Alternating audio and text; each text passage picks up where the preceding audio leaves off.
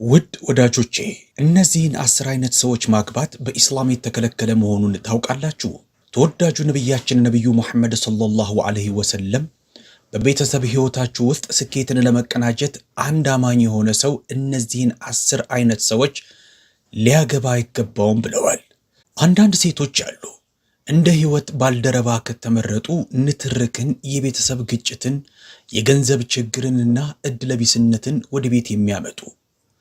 ደስተኛ ቤት በሴቷ ጸጋ ይወሰናል የሚለውን አባባል ሳንሰማው አንቀርም። ዛሬ አንድ ሰው ከማግባቱ በፊት ሊጠነቀቃቸው ስለሚገቡ 10 አይነት ሴቶች እንነጋገራለን።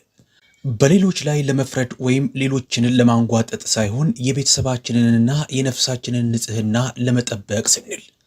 ትዳር በኢስላም ውስጥ በፍቅር፣ በመተዛዘን፣ በመከባበር ላይ የተመሰረተ ቅዱስ ቁርኝት ነው። አላህ ሱብሓነሁ ወተዓላ በቁርአን ላይ ይህንን አገላለጽ ቆንጆ አድርጎ እንዲህ ሲል አስቀምጦታል። ለእናንተም ከነፍሶቻችሁ ከጎሳዎቻችሁ ሚስቶችን ወደ እነርሱ ትረኩ ዘንድ መፍጠሩ በመካከላችሁም ፍቅርንና እዝነትን ማድረጉ ከአስደናቂ ምልክቶቹ ነው። በዚህ ውስጥ ለሚያስተውሉ ህዝቦች ተአምራቶች አሉ። ሱራ አልሩም አንቀጽ 21።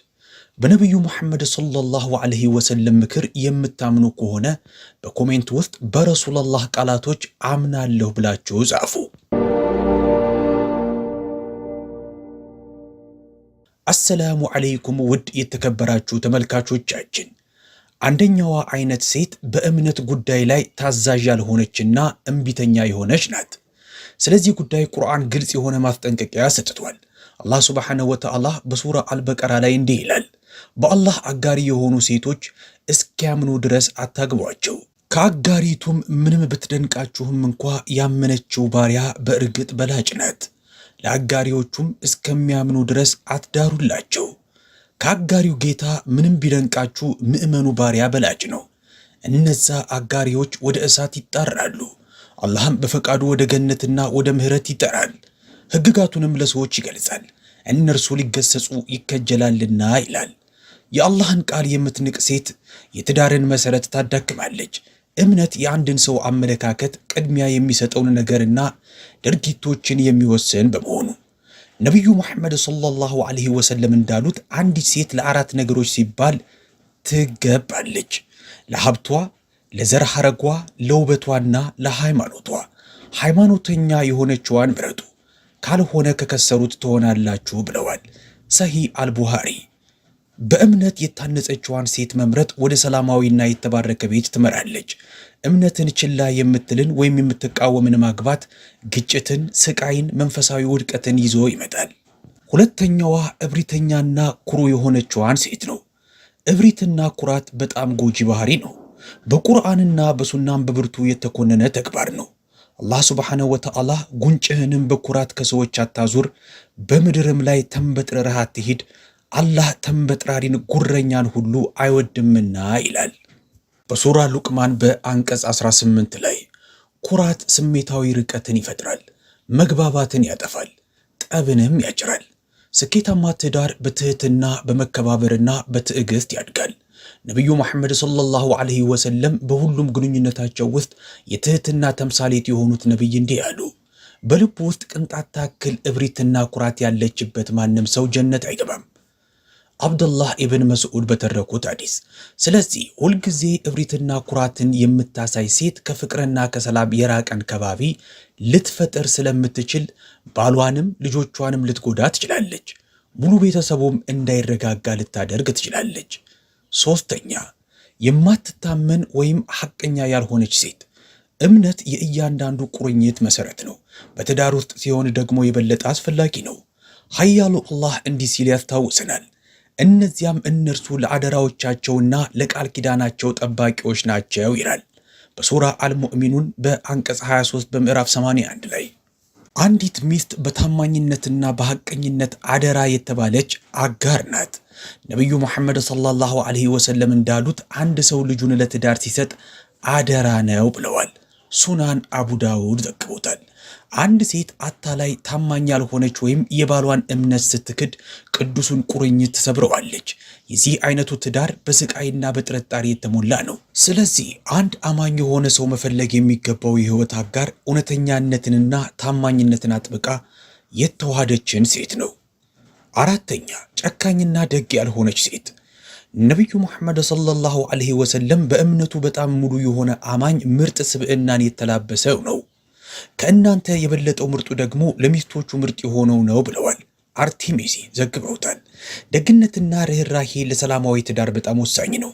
ጨካኝ የሆነች በቀላሉ የምትቆጣና የሰዎችን ስሜት በሚጎዳ መንገድ የምትናገር ሴት ስሜታዊ መግባቦት ላይ ጉዳት ታመጣለች። ይህም ባሏ የተናቀና ያልተወደደ አይነት ስሜት እንዲሰማው ያደርገዋል። አላህ ሱብሓነሁ ወተዓላ በደግነት ተኗኗሯቸው ብሏል። ትዳር የምቾት ምንጭ እንጂ የግጭት ምንጭ ሊሆን አይገባም። የሚስት እርጋታ የእምነቷን የእዝነቷን ደረጃና በቤተሰቧ ውስጥ ሰላሟን ተንከባክባ ማቆየቷን ያንጸባርቃል። አምስተኛ ኃላፊነቶቿን ችላ የምትል ሴት። በኢስላም አንድ ሚስት ለባሏ ለልጆቿና ለቤቷ ኃላፊነት አለባት።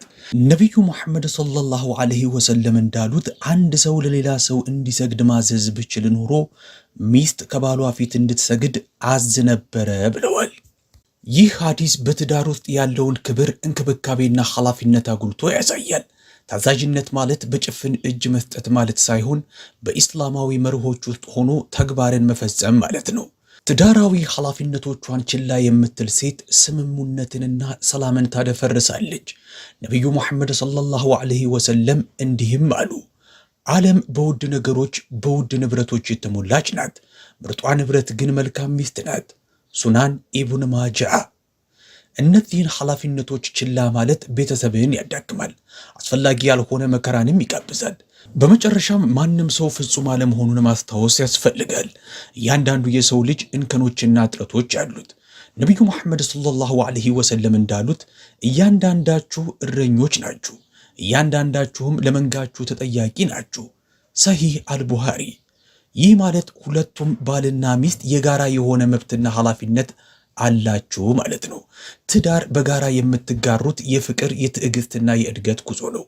ሁለታችሁም ለመንፈሳዊና ለስሜታዊ መጣጣም የምትታገሉበት መንገድ ነው። ስድስተኛ ከልክ በላይ የምትቆጣጠር ወይም የበላይ ልሁን የምትል ሴት። ትዳር በመማከር በመተዛዘንና በመከባበር የሚገነባ ቅዱስ ኅብረት ነው። አላህ ሱብሓነሁ ወተዓላ እንዳለው ለእናንተም ከነፍሶቻችሁ ሚስቶችን ወደ እነርሱ ትረኩ ዘንድ መፍጠሩ በመካከላችሁም ፍቅርንና እዝነትን ማድረጉ ከአስደናቂ ምልክቶቹ ነው ሲል በሱራ አልሩም ላይ በምዕራፍ 30 በአንቀጽ 21 ላይ ጠቅሷል። አንዱ ባልደረባ ከልክ ባለፈ ሁኔታ ሌላኛውን ለመቆጣጠር ወይም የበላይ ለመሆን ሲሞክር መስማማት አይኖርም።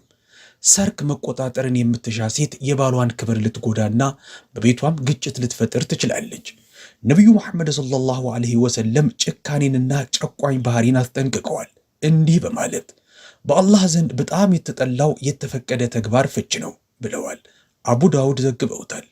ከልክ ያለፈ ቁጥጥር ማብዛት ብዙውን ጊዜ ወደ መለያየትና ጥልቅ ወደሆነ ስሜታዊ ስቃይ ይመራል። ኢስላም መተዛዘንን፣ መግባባትንና በደግነት ማውራትን ያበረታታል፣ ፍቅርን፣ መረጋጋትን በትዳር ውስጥ ለማሳደግ። ሰባተኛ መግባባትንና ርኅራሄን ችላ የምትል ሴት። መግባባት፣ መነጋገር የጤናማ ግንኙነት የልብ ትርታ ነው። አንዲት ሚስት ማዘንን፣ መራራትን ችላ ብላ በቅንነት ለመግባባት አሻፈረኝ ስትል አለመግባባት ያድጋል። ነቢዩ ሙሐመድ ሰለላሁ ዐለይሂ ወሰለም እንዳሉት ከእናንተ መሃል ምርጡ ለሚስቶቻቸው መልካም የሆኑት ናቸው ብለዋል። አቲርሚዚ ዘግቦታል። ይህ ማለት በደግነት ማውራት፣ በትዕግስት ማዳመጥ፣ ግጭትን በጥበብ መፍታት ማለት ነው። አላህ ሱብሓነሁ ወተዓላ ለሰዎችም መልካምን ተናገሩ ሲል በሱራ አልበቀራ በአንቀጽ 83 ላይ አዟል። ፍቅርን አፍና የያዘች ሴት ወይም ለሰላማዊ ውይይቶች አሻፈረኝ ያለች ሴት መራራቅንና ብቸኝነትን ትፈጥራለች። ኢስላም ቤት በምህረትና በመረጋጋት ሊገነባ እንደሚገባው ያስታውሰናል። ስምንተኛ የትዕግስትና የይቅር ባይነት አስፈላጊነት። የትኛውም የሰው ልጅ ከስህተት የጸዳ አይደለም። ትዕግስትና ይቅር ባይነት የዘላቂ ትዳር ምሰሶ ነው። ነቢዩ ሙሐመድ ሰለላሁ ዐለይሂ ወሰለም ጠንካራ ሰው ብሎ ማለት ሌሎችን ታግሎ የሚያሸንፍ ማለት ሳይሆን በቁጣው ጊዜ ራሱን የሚቆጣጠር ሰው ማለት ነው ብለዋል። ትዕግስት የሌላት ሴት ግጭትን ስታስፋፋ ይቅር የሚለውና ጥፋትን ቀስ አድርጎ የሚያርመው ሰላምና መረጋጋት እንዲገነባ ይረዳል። 9ኛ በአላህ ውሳኔ ላይ እምነት የሚያጥራት ሴት። በአላህ እቅድ ላይ ማመንና ተወኩል ማድረግ የህይወትን ፈተና አብሮ ለማለፍ በጣም ወሳኝ ነው። ቁርአን እንዲህ ይላል፣ በአላህም ላይ የሚጠጋ ሰው እርሱ በቂው ነው ይላል። ሱራ አልጦለቅ አንቀጽ 3 ላይ የአላህን ጥበብ የምትጠራጠር ሴት ወይም ዘወትር ቅሬታን የምታቀርብ የምታማረር ሴት በቤቷ ውስጥ ተስፋ መቁረጥን ታመጣለች። ነገር ግን አንዱ ሌላውን በእምነትና በተስፋ ማበረታታት ጽናትንና መስማማትን ያመጣል። 10ኛ ኢስላማዊ ስነ ምግባሮችን ለመያዝ አሻፍረኝ የምትል ሴት። ኢስላም ለትህትና ለመከባበርና በትዳር ውስጥ ሊኖር ስለሚገባ መልካምነት ግልጽ የሆነ መተዳደሪያ ደንብ አስቀምጧል። ነቢዩ ሙሐመድ ሰለላሁ ዐለይሂ ወሰለም አንዲት ሴት የቀን 5 ሰላቷን ከሰገደች፣ በረመዳን ከጾመች፣ ንጽህናዋን ከጠበቀችና ባሏን ከታዘዘች ወደ ጀነት በፈለግሽው በር ግቢ ትባላለች ብለዋል። ሱናን ኢብን ማጃህ ዘግበውታል። እነዚህን መርሆች ችላ የሚልን ወይም የሚቃወምን ሰው ማግባት መንፈሳዊና ስሜታዊ ሚዛንን ያዛባል። በመጨረሻ የእዝነትና የተስፋ ማስታወሻ። የአላህ እዝነቱ ሰፊ ነው፣ ወሰንም የለውም። ነቢዩ ሙሐመድ ሰለላሁ ዐለይሂ ወሰለም እንዳስተማሩት ከልብ መጸጸት፣ የማያቋርጥ ጥረት ማድረግና መተዛዘን የትኛውንም ትዳር ሊያድስ ይችላል። ማንም ሰው ከእድገት ወይም ከለውጥ በላይ ሊሆን አይችልም። እንዳሉትም አላህ መልክን ወይም ገላን አያይም፣ ይልቁንም ልብንና ተግባርን እንጂ። ስለዚህ በጥበብ የህይወት አጋርን መምረጥ አስፈላጊ ነው። መታገስም መጸለይምና ያለሰለሰ ጥረት ማድረግም ፍቅርን ለማሳደግና ርህራሄንና መተዛዘንን ለመፍጠርም አስፈላጊ ነው። አላህ እምነትን፣ ምቾትን፣ መረጋጋትን በሚያመጡ የህይወት አጋሮች ይባርከን። ቤታችንንም ከግጭት ይጠብቅልን፣ በበረካና በእዝነትም ይሙላልን። አሜን።